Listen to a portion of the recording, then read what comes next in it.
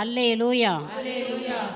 ஆவியான எங்கள் அன்பு தெய்வமே, அடியோரை ஆட்கொண்டு நடத்துமே. ஆவியான எங்கள் அன்பு தெய்வமே, அடியோரை ஆட்கொண்டு நடத்துமே.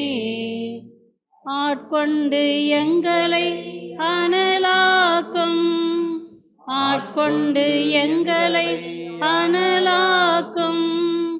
அன்பினால் என்று அலங்கரியும், அன்பினால் என்று அலங்கரியும். ஆவியான எங்கள் அன்பு தெய்வமே, அடியோரை ஆட்கொண்டு நடத்துமே. ஆவியான எங்கள் அன்பு தெய்வமே, அடியோரை ஆட்கொண்டு நடத்துமே. ஹல்லேலூயா, ஹல்லேலூயா, ஹல்லேலூயா, ஹல்லேலூயா, ஹல்லேலூயா. இயேசுவே உம்மை துதிக்கிறோம், போற்றுகிறோம், புகழ்கிறோம், ஆராதிக்கின்றோம், ஆராதிக்கின்றோம். நல்லவரே, வல்லவரே, தூயவரே, நீர் ஒருவரே பரிசுத்தர், பரிசுத்தர். வாரே கரா சதரா சாவரா ஸ்வாதரே சேசுவே, வரே சாவரா ஸ்வாதரே சேகரே ஸ்வாதரே.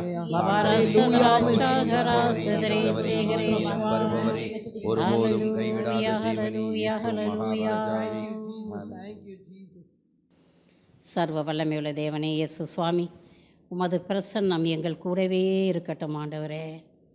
இந்த அடிமையை மறைத்து உம்மை வெளிப்படுத்தும். Amen. Hallelujah, hallelujah, hallelujah, hallelujah, hallelujah. Praise the Lord, praise the Lord. கிறிஸ்துவுக்குள் மிகவும் பிரியமானவர்களே, இன்றைய இறைச்செய்தியாக உன் கண்ணீரை காண்கிறார் என்கிற தலைப்பிலே உங்களுக்கு இறைவார்த்தையை பகிர்ந்து கொள்ளவிருக்கின்றேன். Praise the Lord, praise the Lord, hallelujah, hallelujah. பிரியமானவர்களே, வேதனையின் உச்ச கட்டத்தில் உள்ளம் உடையும் பொழுது அது கண்ணீராக வெளிவருகிறது. இந்த நாட்களிலே பிறரால் ஒடுக்கப்பட்டு, நொறுக்கப்பட்டு, சிறுமைப்படுத்தப்பட்டு, உரிமைகள் எல்லாம் பறிக்கப்பட்டு கண்ணீரில் இருப்பவர்கள் ஏராளம் பேர். பாவ பழக்கங்களுக்கும் கொள்ளை நோய்க்கும் அடிமைப்பட்டு கண்ணீர் சிந்துபவர்களும், இருந்த எல்லாவற்றையும் இழந்து எல்லோராலும் கைவிடப்பட்டு கண்ணீர் சிந்துபவர்களும், இயற்கையின் சீற்றங்களுக்கும் தீவிரவாத வெறி செயல்களுக்கும் அடிமைப்பட்டு கண்ணீர் சிந்துபவர்களும், பிறரால் ஏமாற்றப்பட்டு கண்ணீர் சிந்துபவர்களும் ஏராளம் ஏராளம் பேர் உண்டு. பிரியமானவர்களே, என் கண்ணீரே எனக்கு உணவாயிற்று என்று சொல்லி கதறும் மக்களே, ஆண்டவராகிய இயேசு கிறிஸ்துவை நோக்கி பாருங்கள். அவர் உங்கள் கண்ணீரை துடைத்து விடுவார். உங்களுக்கு ஏராளமான ஆசீர்வாதங்களை கொடுப்பார். உங்கள் துக்கம் சந்தோஷமாக மாறும். Praise the Lord, praise the Lord, hallelujah, hallelujah. எசாயா 38:1-5 வரை உள்ள வசனங்களை வாசியுங்க. அந்நாள்களில் எசேக்கியா நோய்வாய்ப்பட்டு சாகும் நிலையில் இருந்தார். ஆமோச்சின் மகனான எசாயா இறைவாக்கினர் அவரை காண வந்து அவரை நோக்கி, ஆண்டவர் கூறுவது இதுவே, நீர் உம் வீட்டு காரியத்தை ஒழுங்குபடுத்தும், ஏனெனில் நீர் சாகப் போகிறீர், பிழைக்க மாட்டீர் என்றார். எசேக்கியா சுவர்புறம் தம் முகத்தை திருப்பிக் கொண்டு ஆண்டவரிடம் மன்றாடி, ஆண்டவரே, நான் உம் திருமுன் உண்மை வழியில் மாசற்ற மனத்துடன் நடந்து வந்ததையும் உம் பார்வைக்கு நலமானவற்றை செய்ததையும் நினைத்தருளும் என்று கூறி தண்ணீர் சிந்தி தேம்பி தேம்பி அழுதார். அப்போது ஆண்டவரின் வாக்கு எசாயாவுக்கு அருளப்பட்டது. நீ எசேக்கியாவிடம் சென்று கூற வேண்டியது, உன் தந்தை தாவீதின் கடவுளாகிய ஆண்டவர் கூறுவது இதுவே, உன் கண்ணீரை கண்டேன், இதோ நீ வாழும் காலத்தை இன்னும் 15 ஆண்டு மிகுதியாக்குவேன். Praise the Lord, praise the Lord. பிரியமானவர்களே, எசேக்கியா ராஜா உடல் சுகம் இல்லாமல் இருந்தார். அவர் சாகும் தருவாயில் இருந்தார். அந்த நேரத்தில் எசாயா இறைவாக்கினர் அவரிடம் கடந்து சென்று, உன் குடும்ப காரியங்களை சரிபடுத்தும், நீ சாகப் போகிறீர் என்று சொன்னார். இதை கேட்ட எசேக்கியா ராஜா ஏராளம் கண்ணீர் சிந்தி கதறி அழுதார். ஆண்டவரே, உமது பார்வையில் மாசற்றவனாகவும் உண்மையுள்ளவனாகவும் நடந்து உமக்கு பிரியமானதையே செய்ததை நீ நினைவு கூர்ந்தாரலும் ஆண்டவரே என்று சொல்லி ஏராளம் கண்ணீர் சிந்தி தேம்பி தேம்பி அழுதார். ஆண்டவர் அவருடைய கண்ணீரை கண்டார். ஆமென். Praise Lord. ஆண்டவரே உமக்கு பிரியமானதை நான் செய்தேனே, அதை நினைவு கூர்ந்தாரலும் ஆண்டவரே என்று சொல்லி எசேக்கியா ஜெபிக்கிறார். அந்த ஜெபத்தை அவர் கேட்டார். ஆண்டவர் அவருடைய வாழ்நாட்களை 15 ஆண்டுகள் கூட்டி கொடுத்தார். Praise Lord. பிரியமானவர்களே, இவர் என்ன சொல்லி ஜெபிச்சிருப்பார்? அவர் என்ன பிரியமான காரியத்தை எசேக்கியா செய்தார்? கவனிங்க. இஸ்ராயல் நாட்டிலே இருந்த சிலை வழிபாடுகளை வேரோடு அகற்றினார். Price Lord. தொழுகை மேடுகளை தகர்த்தெறிந்தார். அசேரா கம்பத்தை வெட்டி வீழ்த்தினார். மோசே செய்து வைத்த வெண்கல பாம்பு சிலையை தவிடு பொடியாக்கினார். இது ஆண்டவருக்கு மிகவும் பிரியமாக இருந்தது. ஹல்லேலூயா. இணைச்சட்டம் 4ஆம் அதிகாரம் 16ஆம் வசனத்திலே ஆண்டவர் இப்படியாக சொல்கிறார், நீங்கள் அழிவுக்குள்ளாகாதபடி சிலைகளை செய்யாதீர்கள், நீங்கள் அழிவுக்குள்ளாகாதபடி சிலைகளை வழிபடாதீர்கள், நீங்கள் அழிவுக்குள்ளாகாதபடி சிலைகளை ஆராதிக்காதீர்கள். ஆமென். Praise Lord. பிரியமானவர்களே, நம் ஆண்டவர் இயேசு கிறிஸ்து கண்ணீரை காண்கின்ற தேவன். அவர் இரக்கமும் அன்பும் மிகுந்தவர். உங்கள் கண்ணீரை காண்கிறார். உங்கள் முகத்தில் வடியும் கண்ணீரை அவர் துடைத்து விடுவார். சுமை சுமந்து சோர்ந்திருப்பவர்களே, எல்லோரும் என்னிடம் வாருங்கள், நான் உங்களுக்கு இளைப்பாறுதல் தருவேன் என்கிறார் நம் ஆண்டவர் இயேசு கிறிஸ்து. பிரியமானவர்களே, உங்கள் பிரச்சனை என்ன? கொஞ்சம் சிந்திச்சு பாருங்கள். நீங்கள் ஒரு கொடிய நோயினால் நீங்கள் தாக்கப்பட்டு இருக்கிறீங்களா? என்ன அந்த நோய்? கேன்சர் நோயா, கொள்ளை நோயா, டிபி நோயா, இல்லை எய்ட்ஸ் நோயா? எப்படிப்பட்ட நோயாக இருந்தாலும் சரி, ஆண்டவரை நோக்கி பாருங்கள். அவர் உங்கள் முகத்தில் இருக்க கண்ணீரெல்லாம் தொடச்சி விடுவார். உங்களுக்கு பூரண சுகத்தை கொடுப்பார். உங்கள் வாழ்நாட்களை கூட்டி கொடுப்பார். ஹல்லேலூயா. ஹல்லேலூயா.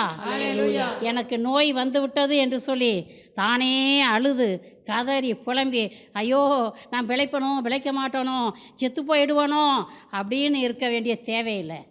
நம்மை காப்பதற்கு நம் ஆண்டவர் எப்பொழுதும் ஜீவனோடு இருக்கிறார். ஹல்லேலூயா. நாம் வழிபடுகிற தேவன் என்னைக்கோ செத்து போனவர் இல்லைங்க. உலகம் முடியும் வரைக்கும் உங்களோடு இருக்கிறேன் என்று சொல்லியிருக்கிறார். நாம் ஆராதிக்கும் தேவன் ஜீவன் உள்ள தேவன், உயிரோடு இருக்கிறார். நமக்காக உயிரோடு இருக்கிறார். நம்மை பாதுகாப்பதற்காக, நம்மை எடுத்து அரவணைப்பதற்காக, நமக்கு ஜீவனை கொடுப்பதற்காக அவர் என்றென்றுமாக உயிரோடு இருக்கிறார். ஆகவே பிரியமானவர்களே, எனக்கு சோகம் இல்லை, இவ்வளவுதான், முடிஞ்சிச்சு, நான் சாவ வேண்டியதுதான் என்கிற வார்த்தைகளை பேசவே பேசாதீர்கள். உங்கள் தேவன், உங்கள் ஆண்டவர் உயிரோடு இருக்கிறார். ஆமென். யாருக்காக? எனக்காக. சொல்லுங்க, எனக்காக. என் தேவன் எனக்காக உயிரோடு இருக்கிறார். நாங்கள் ஆராதிக்கும் எங்கள் தெய்வம் எங்களை காக்க வல்லவராக இருக்கிறார். ஆமென். Praise Lord. சொல்லும் போதே எவ்வளோ சந்தோஷமாக இருக்குது, அப்படிதானே? நம்ம ஆண்டவர் என்னைக்கோ செத்து போனவர் இல்லைங்க. இன்னைக்கும் நாளைக்கும் அவர் உயிரோடு இருக்கிறவர்.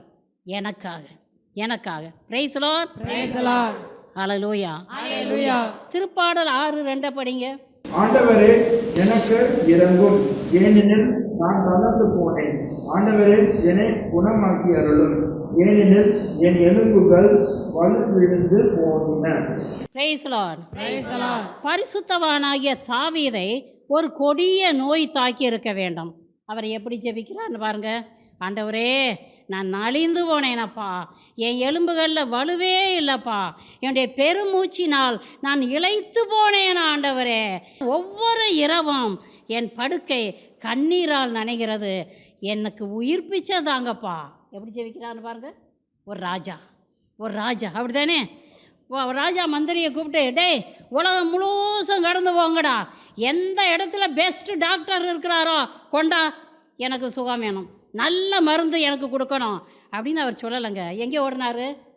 ஆண்டவரே என்னை காப்பாற்றும், என்னை காப்பாற்றும்பப்பா அப்படின்னு சொல்லிட்டு ஆண்டவர் பாதத்தில் போய் விழுந்தார். அவர் பரிசுத்தவான் ராஜா. பிரியமானவர்களே, இந்த தாவீது நமக்கெல்லாம் ஒரு எடுத்துக்காட்டாக இருக்கிறார். ஆண்டவருக்கு உண்மையுள்ள வாழ்க்கை வாழ்ந்தார், பரிசுத்தமான வாழ்க்கை வாழ்ந்தார். அவருக்கு சுகம் இல்லாமல் போன பொழுது ஆண்டவர் பாதத்தில் போய் விழுந்தார். ஆண்டவர் அவருடைய கண்ணீரை கண்டார். தாவீது என்ன, அவன் ராஜா தானே, அவனுக்கு என்ன வசதி இல்லாதவனா, சரி விட்டுவிடும் அப்படின்னு ஆண்டவர் விடலை. யாராக இருந்தாலும் சரி, ஏசப்பா அப்படின்னு சொல்லிட்டாக்கோ, இதோ வர்றேன் மகனே, இதோ வர்றேன் அப்படின்னு சொல்லிட்டு வந்துடுவார். எதுக்கு?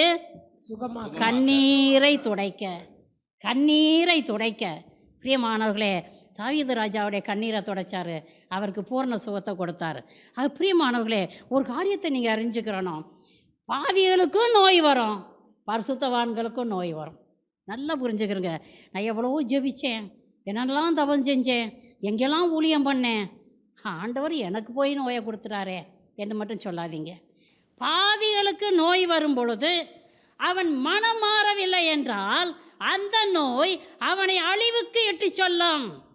பரிசுத்தவான்களுக்கு நோய் வரும் பொழுது அந்த நோய் அந்த பரிசுத்தவானை கூடுதல் கூடுதல் கூடுதலாக பரிசுத்தமாக்கி நித்திய வீட்டிற்கு, நித்திய பேரின்ப வீட்டிற்கு, பரலோகத்திற்கு இட்டு செல்லும். ஆமென். Praise Lord. உங்களுக்கு நோய் வந்து விட்டது என்றால் மிகுந்த தாழ்ச்சியோடும் விசுவாசத்தோடும் கண்ணீரோடும் கதறி அழுது செவிங்க. ஜெபிக்கும் பொழுது ஆண்டவர் உங்களுக்கு நிச்சயமாக உடல் சுகத்தை கொடுப்பார். Price Lord. 2 கொரிந்தியர் 12வது அதிகாரம் 7-9 வரை உள்ள வசனங்களை வாசித்து பாருங்க. எனக்கு அருளப்பட்ட ஒப்புயர்வற்ற வெளிப்பாடுகளால் நான் இருமாப்பு அடையாதவாறு பெருங்குறை ஒன்று என் உடலில் தைத்த முள் போல் என்னை வருத்தி கொண்டே இருக்கிறது. அதை என்னை குத்தி கொடுமைப்படுத்த சாத்தான் அனுப்பிய தூதனை போல இருக்கிறது.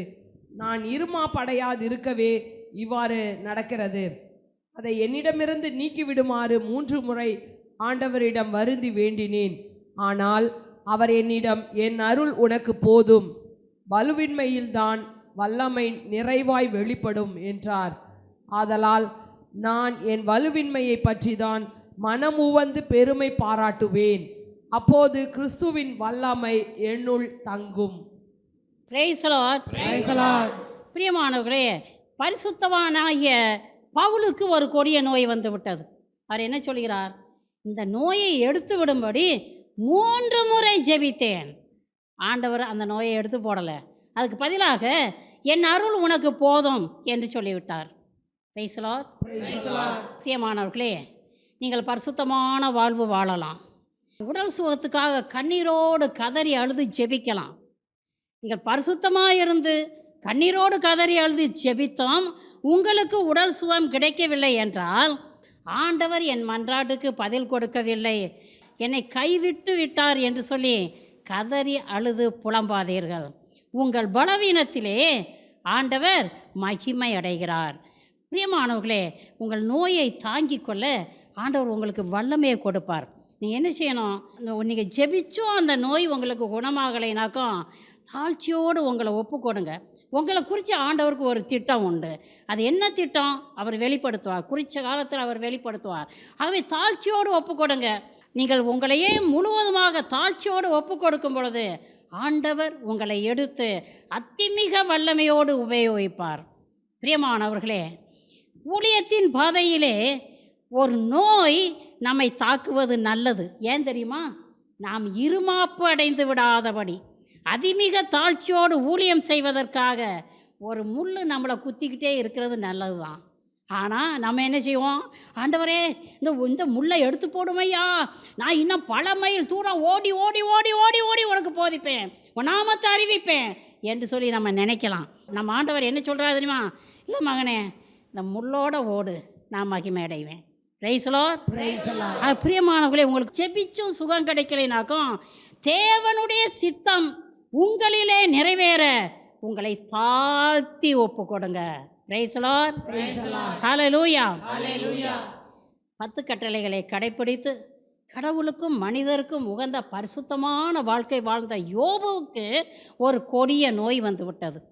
உச்சந்தலம் முதல் கொண்டு உள்ளங்கால் வரைக்கும் எரியும் புண்களால் அவள் கஷ்டப்பட்டார், அதிகமாக வேதனைப்பட்டார். அவருடைய மனைவியும் நண்பர்களும் அவரை இழிவாக பேசினார்கள். ஆனால் யோபு தன்னுடைய வாயால் ஆண்டவருக்கு எதிராக ஒரு பாவமும் செய்யவில்லை. Praise Lord. நம்மளாக இருந்தால் என்ன செஞ்சுருப்போம்? திட்டியிருப்போம். பார்த்தீங்களா, கரெக்டாக செஞ்சுருப்போம்.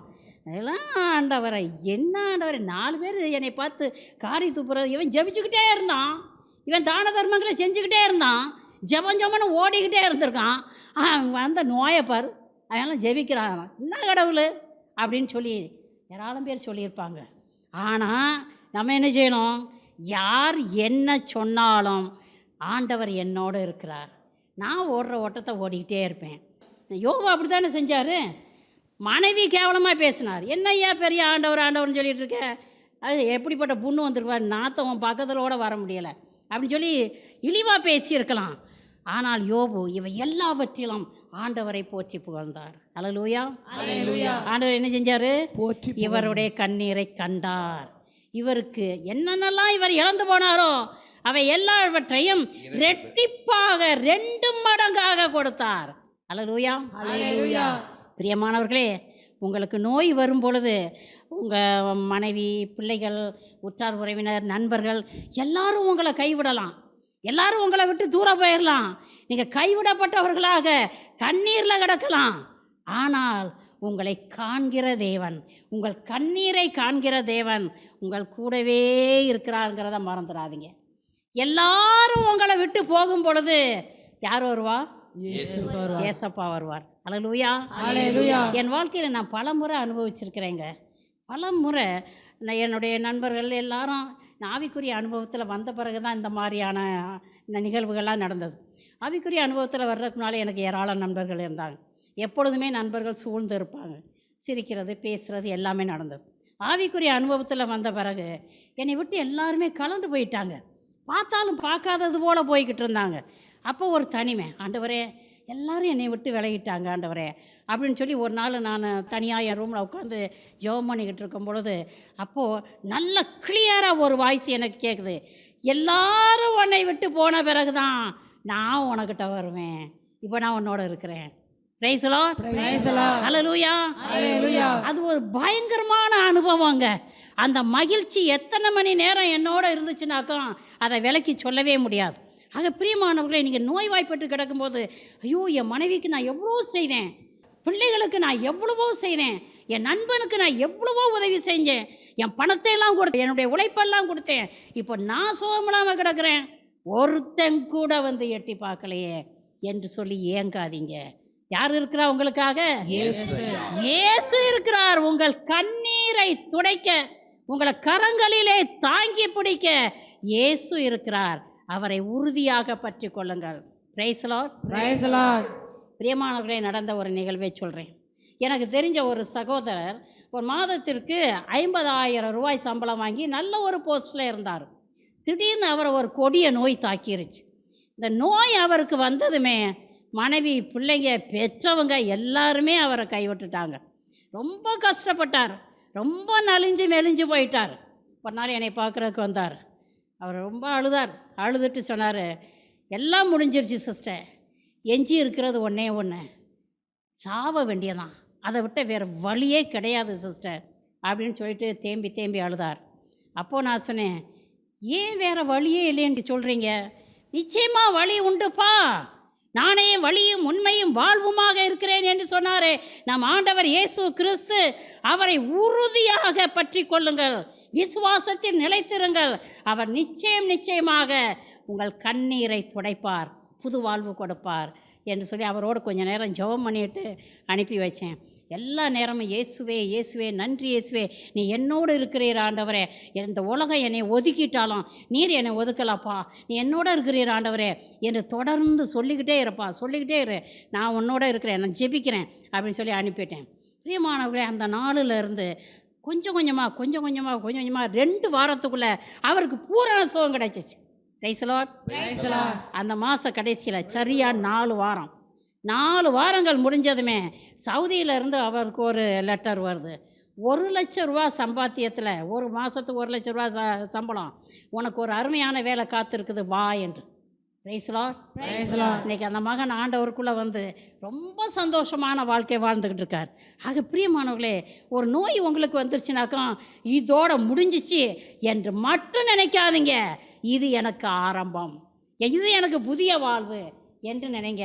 அப்போ ஆண்டவர் உங்களோடு இருந்து உங்கள் கண்ணீரை துடைச்சு உங்கள் கஷ்டங்களெல்லாம் போக்கி ஒரு புது வாழ்வு கொடுப்பார், ஒரு ரெட்டிப்பான ஆசீர்வாதத்தை கொடுப்பார். ஆமென். ஆமென். Praise Lord. எசேக்கியா ராஜாவின் கண்ணீரை துடைத்த தேவன், தாவீதின் கண்ணீரை கண்ட தேவன், யோபுவின் கண்ணீரை கண்ட தேவன் உங்கள் கண்ணீரை காண மாட்டாரா? உங்களுக்கு விடுதலை கொடுப்பாரா, கொடுக்க மாட்டாரா? நம்புங்க. நம்பிக்கை ரொம்ப ரொம்ப ரொம்ப முக்கியம். நம்ம நம்பிட்டோம்னாக்கும் அவர் நம்மளை கைவிடவே மாட்டார். Praise Lord. கண்ணீரை காண்கிறார், கதறலை கேட்கிறார். கண்ணீரை காண்கிறார், கதறலை கேட்கிறார். வேதனை அறிகிறார், உன் வேதனை அறிகிறார். விடுதலை தருகிறார், இன்று விடுதலை தருகிறார். ஆமென். Praise Lord. இதை ஏற்றுக்கொள்றீங்களா? இதை நீங்கள் விசுவசிக்கிறீங்களா? நீங்கள் சொல்கிறது சொல்லுங்க சிஸ்டர், எங்கள் கண்ணீர் எங்களுக்கு தான் தெரியும் சொல்கிறீங்களா? பிரியமானவர்களே, ஆண்டவரை நீங்கள் பற்றி கொள்ள பாருங்கள். அவர் உங்களுக்கு உற்ற நண்பராக இருப்பார், தாயாக இருப்பார், தகப்பனாக இருப்பார், நண்பனாக இருப்பார், எல்லாமுமாக இருப்பார்.